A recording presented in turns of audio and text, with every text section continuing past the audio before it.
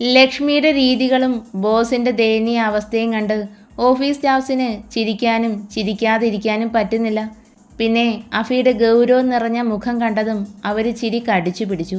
എങ്ങനെയും ബോസ് ഒന്ന് പോയി കിട്ടിയാൽ മതിയെന്ന് വെച്ച് ശ്വാസം അടക്കി പിടിച്ചു നിന്നു. ആരവ് ചേട്ടാ ബായ്, നിത്യ ഉമ്മ. ബുള്ളറ്റ് ഗേറ്റ് കടന്നു പോകുമ്പോൾ ലക്ഷ്മി ഉറക്കെ വിളിച്ചു കൂവി.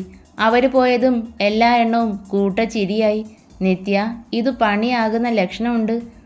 ശരിയാ, നാളെ അപ്പച്ചിയെ നുള്ളി പെറുക്കി എടുക്കേണ്ടി വരും, അവൾ പറഞ്ഞു. ആരവിൻ്റെ മുഖത്ത് ഒരു പുച്ഛം. എന്താ സാർ? ഹോ, എൻ്റെ നിത്യ, ഞാൻ ഉദ്ദേശിച്ചത് അതല്ല, ലതാണ്. എന്തായാലും ചെക്കനെന്ന് കാര്യം നടത്തും. ഒന്ന് പോ സാറേ. അവൾ തിരിഞ്ഞതും ആരവ് ആ കയ്യിൽ പിടുത്തമിട്ടു. നമ്മുടെ ഫസ്റ്റ് നൈറ്റ് പൊളിക്കാൻ അപ്പച്ചി ഒപ്പിച്ച പണിയാ നമുക്കൊന്ന്. അവളുടെ കണ്ണുകൾ കൂർത്തു. ഇങ്ങനെ നോക്കാതടി, ഞാനങ്ങ് മുള്ളിപ്പോകും. അവളുടെ പാറി പറന്ന് കിടക്കുന്ന മുടിയെ ഒതുക്കി വെച്ചു കൊടുത്തു. കവിളിൽ കൈവച്ചു. ഉറങ്ങുമായിരുന്നു അല്ലേ? പൊയ്ക്കോ. സാറ് വരാൻ ലേറ്റ് ആകുമോ? ഏയ് ഇല്ല. പിന്നെ ഇത്ര മതി, ഇനി കഴിക്കണ്ട കേട്ടോ, നിത്യ ഉറക്കെ പറഞ്ഞതും ആരവ് തലകുലുക്കി സമ്മതിച്ചു. നല്ല തണുത്ത കാറ്റ് ദേഹത്തേക്ക് പതിക്കുമ്പോൾ അവൾ അവനിലേക്ക് ഒട്ടിച്ചേർന്നു. അഭി, ചിണുങ്ങലോടെ ഇടയ്ക്ക് വിളിക്കും. തല ഉയർത്തി അവനെ നോക്കി. ആ കണ്ണിലെ പ്രണയം. അഭി ഒന്ന് പതറിപ്പോയി. വിജനമായ പാതയിൽ ബുള്ളറ്റ് ഒതുക്കി. എന്താടാ? കവിളിൽ ഇടത് കൈവച്ച് തട്ടി. ലവ് യു എൻ്റെ രാവണ. അവൻ്റെ കൈയുടെ തണുപ്പിൽ അവളൊന്ന് കുറുകി. എനിക്ക് അവൻ്റെ കൈക്കുമേൽ കൈവച്ചു. ചുണ്ട് കൂർപ്പിച്ചു. സീത, ഇപ്പോഴോ? അഫി ചുറ്റും നോക്കി. അവൾ മൂളി. ആദ്യമായി കാണും പോലെ അവൻ ലക്ഷ്മിയെ നോക്കിയിരുന്നു. രാവണന് മാത്രമായാണ് നീ പിറന്നത് അല്ലേ സീത? ലക്ഷ്മി ചിരിയോടെ അവളുടെ കീഴ്ചുണ്ടിൽ വിരൽ വെച്ചു. ഇഷ്ടാണോ രാവണനെ, അവൻ്റെ പ്രണയത്തെ? ഈ അവസ്ഥയിൽ അവളുടെ ഉള്ളിൽ മറഞ്ഞു കിടക്കുന്ന തൻ്റെ രൂപത്തെ പുറത്തു കൊണ്ടുവരാൻ ഒരു ചെറിയ ശ്രമം നടത്തി. ഇഷ്ടമാണല്ലോ ഈ രാക്ഷസ രാവണനെ, പ്രണയമാണല്ലോ ഈ അഭിമന്യുവിനെയും അവൻ്റെ. അവൾ കുറുമ്പോടെ കണ്ണടച്ചു പിടിച്ചു. പറയുമോളെ അവൻ്റെ. ലക്ഷ്മി തല വിലങ്ങനെ കുലുക്കി. പറയില്ലേടി. അവൻ തല താഴ്ത്തി. അതരങ്ങൾ തമ്മിൽ കൊരുത്തു. പ്രകൃതിയും ഒരു ചെറുമഴയായി അവരെ പൊതിഞ്ഞു പിടിച്ചു. ശ്വാസം വിലങ്ങുമ്പോഴും അകന്നു മാറാൻ ലക്ഷ്മി ആഗ്രഹിക്കാത്തതുപോലെ തോന്നി അവന്. അഫി പെട്ടെന്ന് അടർന്നു മാറി. തളർച്ചയോടെ അവൾ ആ നെഞ്ചിലേക്ക് ചാരി. ഇതാണ് രാവണൻ്റെ സീതയ്ക്ക് ഏറ്റവും ഇഷ്ടം. പതിഞ്ഞ ആ സ്വരം. അഫിക്ക് ബുള്ളറ്റിൽ നിന്ന് ചാടി ഇറങ്ങി അവളെ വാരിയെടുക്കാൻ തോന്നിപ്പോയി. ഒരു വെയിറ്റിംഗ് ഷെഡ് കണ്ടതും അവൻ ബുള്ളറ്റ് ഒതുക്കി. വെള്ളത്തുള്ളികൾ പറ്റിപ്പിടിച്ച ചുണ്ടുകൾ, കൺപീലികൾ. ആ മുഖമാകെ തൻ്റെ ചുണ്ടുകൾ പതിപ്പിക്കാൻ കൊതിച്ചു പോകുന്നുണ്ട്.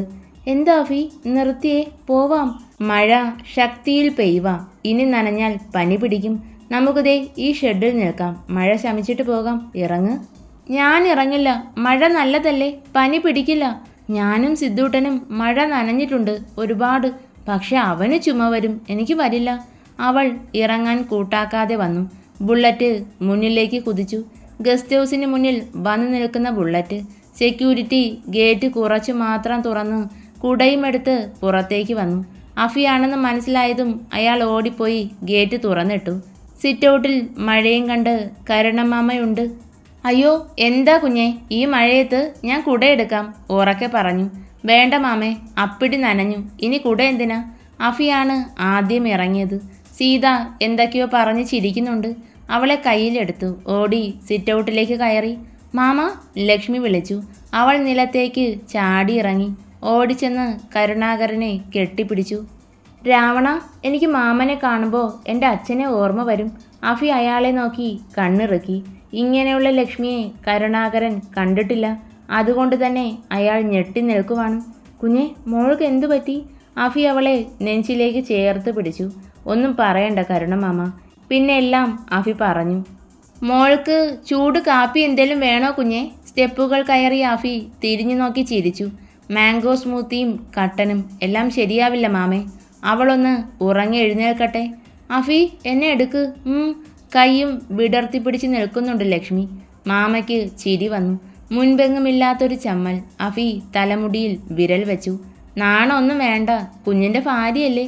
കുടുംബം എന്ന് പറയുമ്പോൾ ഇങ്ങനാ കുഞ്ഞെ. സന്തോഷവും സങ്കടവും ഇടയ്ക്കിടയ്ക്ക് വന്നു പോകും. അതിനും ഒരു സുഖമാണ്. നമ്മൾ തേടി പോകുന്നവരിൽ നിന്ന് പലതും കിട്ടും. ആ നിമിഷത്തെ ആഗ്രഹം തീരും, ഒപ്പം സന്തോഷവും. പക്ഷേ ഇവിടെ അങ്ങനെയല്ല, എന്ന് നിലനിൽക്കും. ഇനി അഭിമോൻ ഇങ്ങനെ ആയാൽ മതി. സീതാലക്ഷ്മിക്ക് സ്വന്തമായി ജീവിക്കണം. എനിക്ക് മക്കളോ കുടുംബമോ ഇല്ല. എൻ്റെ മകനോടെന്ന പോലെ പറഞ്ഞതാ. സങ്കടം ഉണ്ടായിരുന്നു. ഇന്നിപ്പോൾ സന്തോഷവും. അയാൾ തിരിഞ്ഞു നടന്നു. ദേ രാവണ, എൻ്റെ കാല് കഴിക്കുക. ഇനി സ്റ്റെപ്പ് കയറാൻ എനിക്ക് വയ്യ. അവൾ സ്റ്റെപ്പിലിരിക്കാൻ തുടങ്ങി. വേണ്ട വേണ്ട, എൻ്റെ സീതപ്പെണ്ണിനെ അഫി എടുക്കാം. റൂമിൽ കയറി ബെഡിലായിരുത്തി. ടവലെടുത്ത് തല തുവർത്തുമ്പോൾ അവൻ്റെ അരയിലൂടെ ചുറ്റിപ്പിടിച്ച് വയറ്റിൽ മുഖം ചേർത്ത് മിഴികൾ ഉയർത്തി. ഇഷ്ടം. അവൾ ഇരു കൈയിലെയും വിരലുകൾ ചേർത്ത് വെച്ച് ലവ് ആക്കി. ആരെയാ സീതയ്ക്കിഷ്ടം? ലക്ഷ്മിയുടെ നാവിൽ നിന്ന് വീണ്ടും എന്തൊക്കെയോ കേൾക്കാനുള്ള മോഹമാണ് അവനിൽ.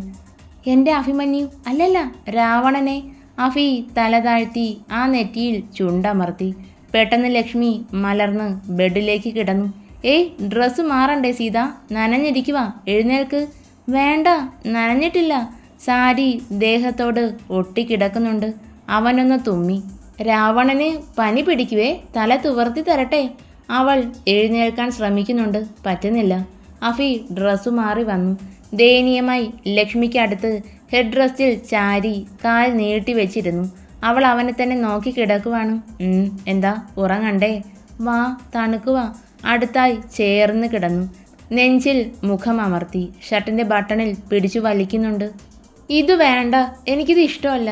1-2 ബട്ടൺ അവൾ ഇളക്കി മാറ്റി. ബാക്കിയെല്ലാം പൊട്ടിച്ചു. അവനൊന്ന് വിറച്ചു പോയി. കൈകൾ നെഞ്ചിലെ രോമക്കൊടികളിലൂടെ ഒഴുകി നടക്കുന്നു. അഫി കണ്ണിന് മേലെ കൈവച്ചു. ശ്വാസമെടുക്കാതെ കിടന്നു. ചുണ്ടും മൂക്കുമിട്ടുരസിയതും പിടപ്പോടെ ബെഡ്ഷീറ്റിൽ അമർത്തി പിടിച്ചു. പാൻറ്റിൽ പിടിമുറുക്കിയതും അഫി ഞെട്ടി. കണ്ണുകൾ വലിച്ചു തുറന്നു. ലച്ചുമ, ഒന്ന് മൂളി.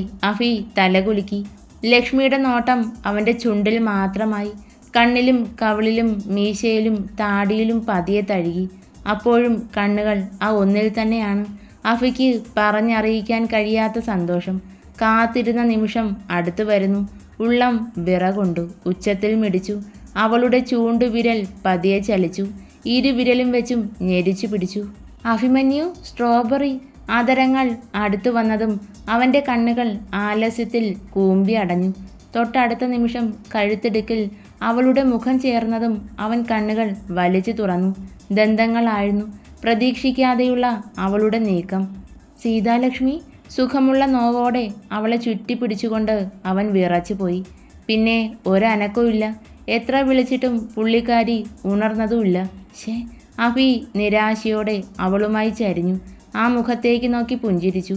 കള്ളി, ആശിപ്പിച്ച് സങ്കടപ്പെടുത്തി, ദുഷ്ട. ആരവ് റൂമിലേക്ക് വരുമ്പോൾ നിത്യസെറ്റിയിൽ ചുരുണ്ട് കിടക്കുന്നുണ്ട്. കുറച്ചു സമയം അവളെ നോക്കി നിന്നു. ബെഡ്ഷീറ്റ് കുടഞ്ഞു വിരിച്ചിട്ടുണ്ട്. നിത്യ. നിലത്ത് മുട്ടുകുത്തിയിരുന്ന് വിളിച്ചു. അവൾ കണ്ണുകൾ തുറന്നു. വന്ന് ബെഡിൽ കിടക്ക്. അത് വേണ്ട സാർ, അതിൽ കിടന്നു, ഞാനിവിടെ. ആരവ് പെട്ടെന്ന് അവളുടെ ചുണ്ടിൽ വിരൽ വെച്ചു. ഈ സാറ് വിളി ഇനി വേണ്ട ആരവേട്ടൻ, അത് മതി. പിന്നെ 2 ഇടത്ത് കിടക്കാനൊന്നും പറ്റില്ല. അവൻ ഒന്ന് നിവർന്നു. ഷർട്ടിൻ്റെ സ്ലീവ് ഉയർത്തി വെച്ച് അവളെ എടുത്തു. എൻ്റെ ഭാര്യയാണ് നീ ഇന്നു മുതൽ. പുതിയൊരു ജീവിതം. 2 ഇടത്ത് കിടന്നാൽ ശരിയാവില്ല. അടുത്ത് കിടക്കുന്നവനെ നോക്കാതെ പുറം തിരിഞ്ഞു കിടന്നു. ആരവ് നീങ്ങിക്കിടന്ന് ഒരു കൈവച്ച് അവളെ ചുറ്റിപ്പിടിച്ചു. നിത്യ അന്താളിപ്പോടെ തല ചരിച്ചു. എനിക്ക് എൻ്റെ ഭാര്യയെ കെട്ടിപ്പിടിക്കണം, എന്നാലേ ഉറക്കം വരൂ. ആരവിൻ്റെ മുഖത്ത് പതിവില്ലാത്ത തിളക്കം. നിത്യ ഒന്നും മിണ്ടിയില്ല. പതിയെ പതിയെ 2 പേരും നിദ്രയെ പുലുകി. തലയിൽ വല്ലാത്ത ഭാരം. കൺപോളയ്ക്ക് കനം വെച്ചതുപോലെ. ലക്ഷ്മി കണ്ണുകൾ വലിച്ചു തുറന്നു. അഫി മിററിന് മുന്നിൽ നിന്ന് തലമുടി ചീകുന്നുണ്ട്. വൈറ്റ് പാൻറ്റും ബ്ലാക്ക് ഫുൾ സ്ലീവ് ടീഷർട്ടുമാണ് വേഷം. ബ്ലാങ്കറ്റ് മാറ്റി എഴുന്നേൽക്കാൻ ഒരുങ്ങിയതും അവളൊന്ന് ഞെട്ടി. എന്നെ. കണ്ണുകൾ നിറഞ്ഞു. അഫി പെട്ടെന്ന് തിരിഞ്ഞു. ആ, ഉണർന്നോ എൻ്റെ സീതക്കുട്ടി? അരികിലേക്ക് വരുന്നുണ്ടവൻ. ലക്ഷ്മി ബ്ലാങ്കറ്റിൽ അമർത്തി പിടിച്ചു. എന്താടാ കരയുന്നത്? എന്തിനാ? അഫി കരഞ്ഞുകൊണ്ട് വിളിച്ചു.